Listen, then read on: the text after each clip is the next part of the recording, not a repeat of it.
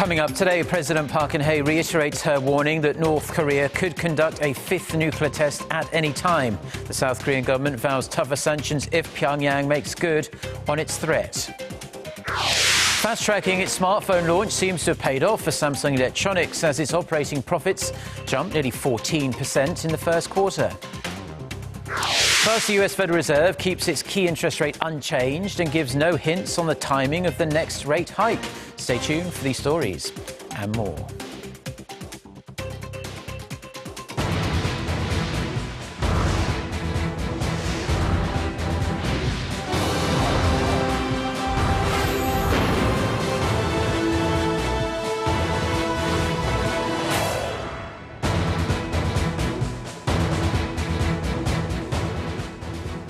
Hello, it's noon on Thursday, the 28th of April. You're tuned in to our midday newscast here on Arirang TV. Thank you for joining us. I'm Mark Broom. We are going to start at the top office, and before President Park Geun-hye travels to Iran this weekend for a historic summit with the country's president, she chaired a cabinet meeting in which she vowed to return with tangible results to help Korean companies enter the Iranian market. She also touched on domestic affairs, calling for full defense readiness against North Korea's provocations.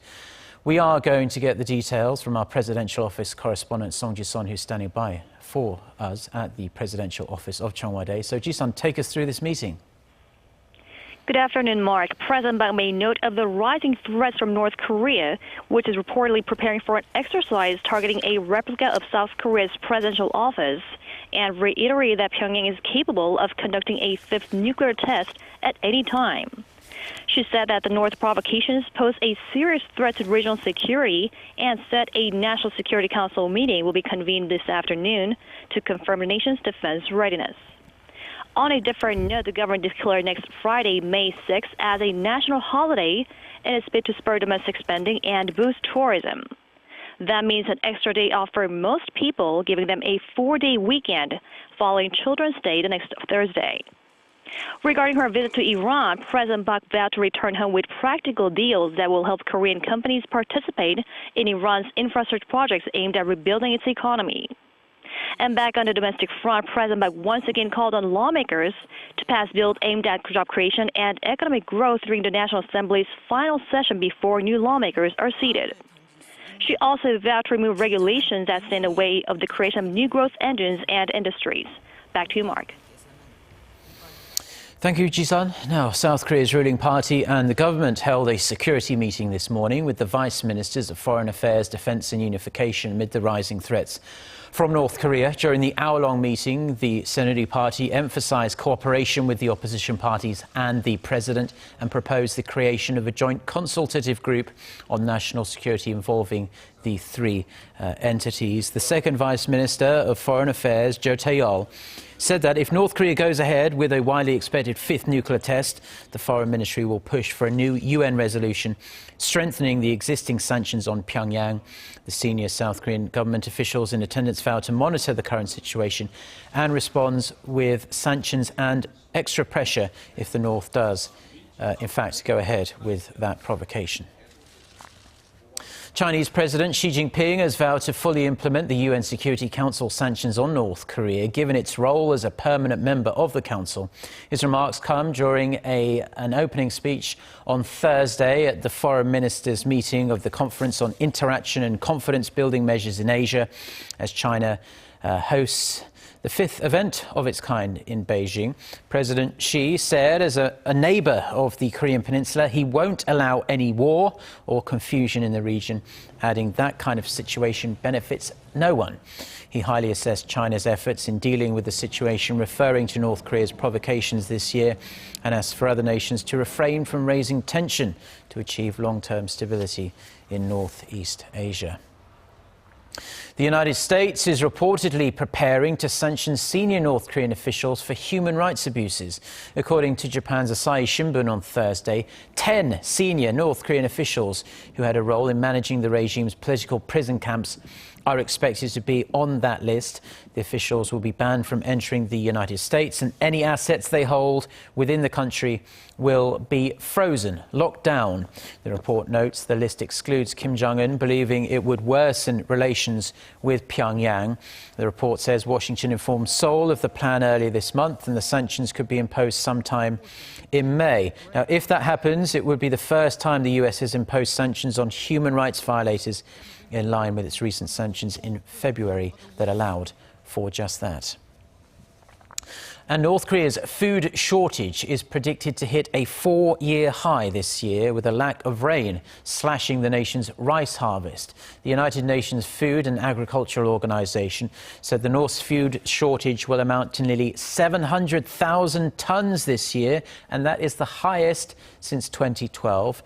Pyongyang's government purchases are only expected to be around 300,000 tons. And due to the unusually dry conditions throughout much of last spring and summer, the country's last harvest of rice tumbled by 26% from a year earlier. The UN agency said the food security situation from 2015 to this year is expected to deteriorate from the past few years, given the tight supplies. Now, Republican presidential frontrunner Donald Trump has outlined his goals for an America-first foreign policy. There were few concrete details, but watchers say the overriding message was clear, and South Korea could be one of the first affected if he wins the White House. Shin Se-min reports. In what appears to be the first in a round of speeches aimed at demonstrating the Republican presidential candidate's policy chops, Donald Trump gave a foreign policy address in Washington on Wednesday. Calling for an America-first foreign policy, the Republican frontrunner pressed the need to put the interests of the American people and U.S. security above all else.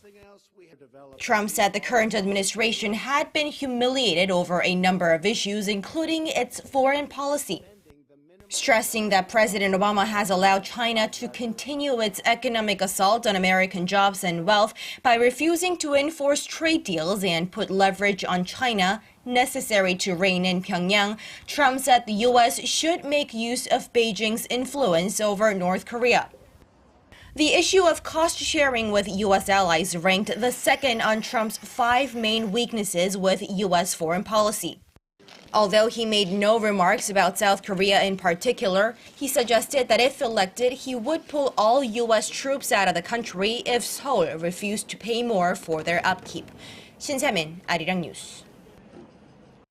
The US Federal Reserve has kept interest rates unchanged, citing the need to monitor the global economy and inflation. And it did not hint at any possible hikes down the road either. Park Jong-hong reports. It was the third consecutive rate freeze of the year. The Federal Reserve's policy-setting committee decided to keep the lending rates at the current range of 0.25% to 0.5%. While the committee noted U.S. employment and the housing market appear to be improving, it added that the country's exports remain lackluster.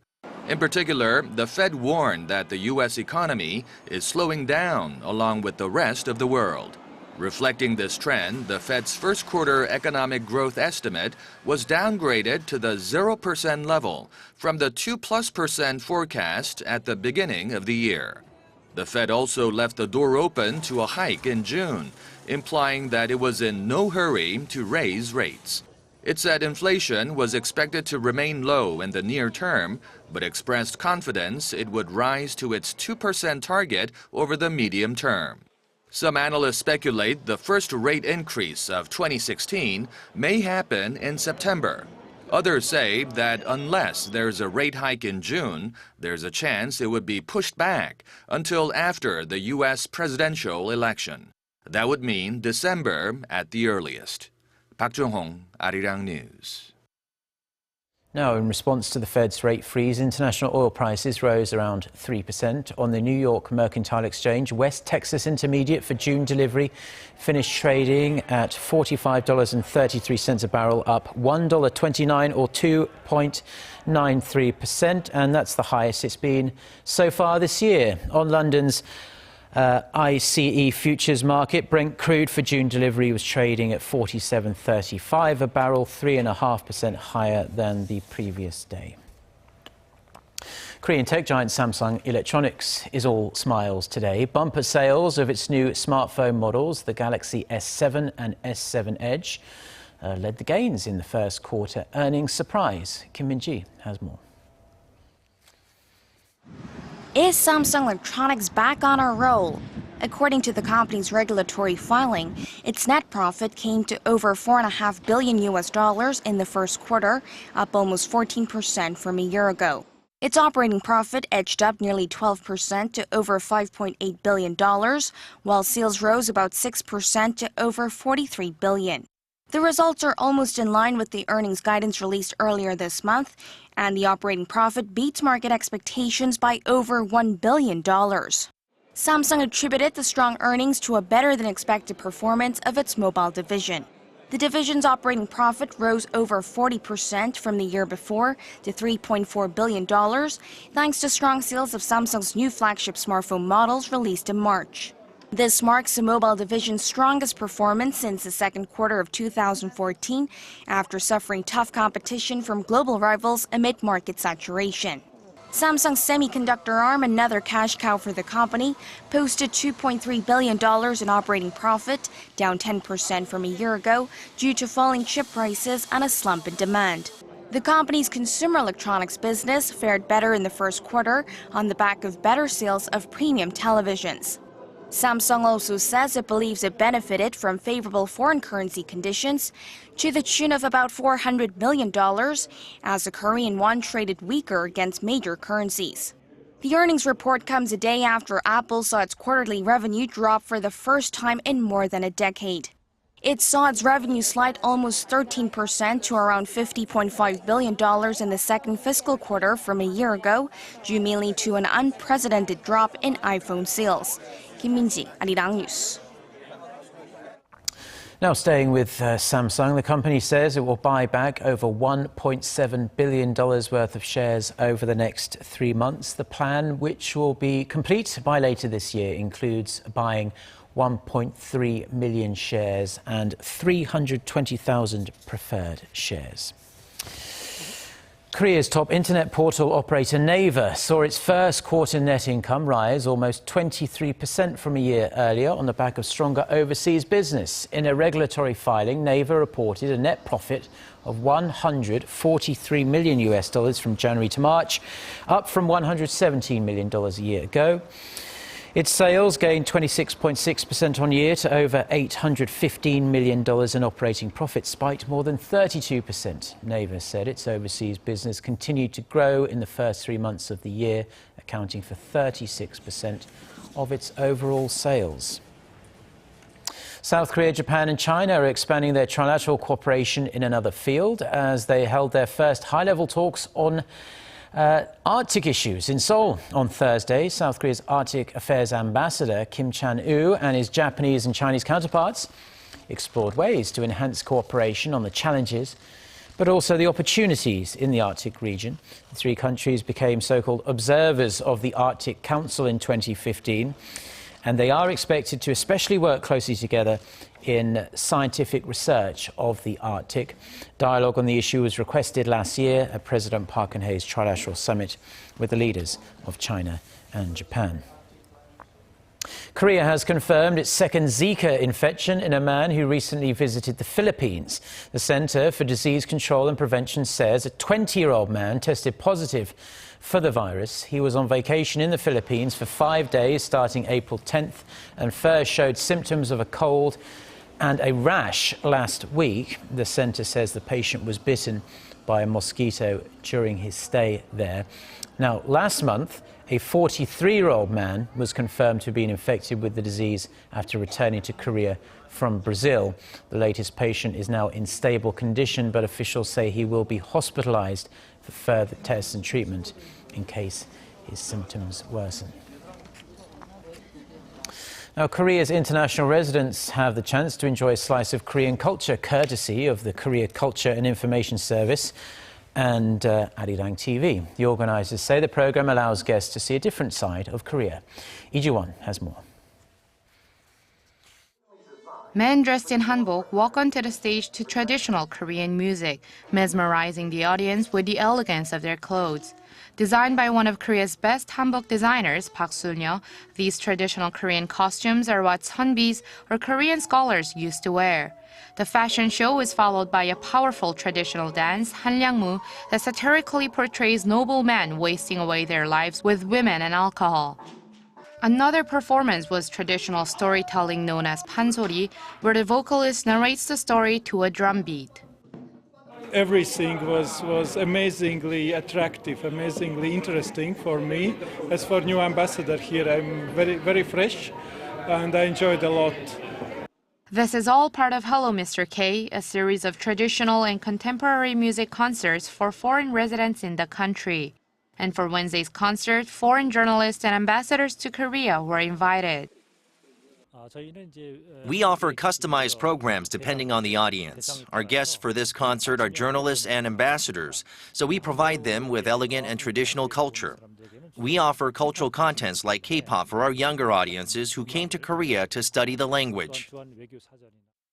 The program is designed to not only help foreign residents in Korea gain a greater understanding of traditional culture, it is also the government's first step toward organizing events like these in other countries around the world. Lee Ji-won, Arirang News. Looks like a lot of fun, and if you want to find out more information about that, you can just Google Hello Mr. K and all the information should be there. Well, that's all we have for now on this Thursday afternoon here in Seoul. I'm Mark Broom. Thank you as always for tuning in, and we'll be back throughout the day with more newscasts. Our next scheduled bulletin coming up at 3 p.m. Korea time. So until then, goodbye.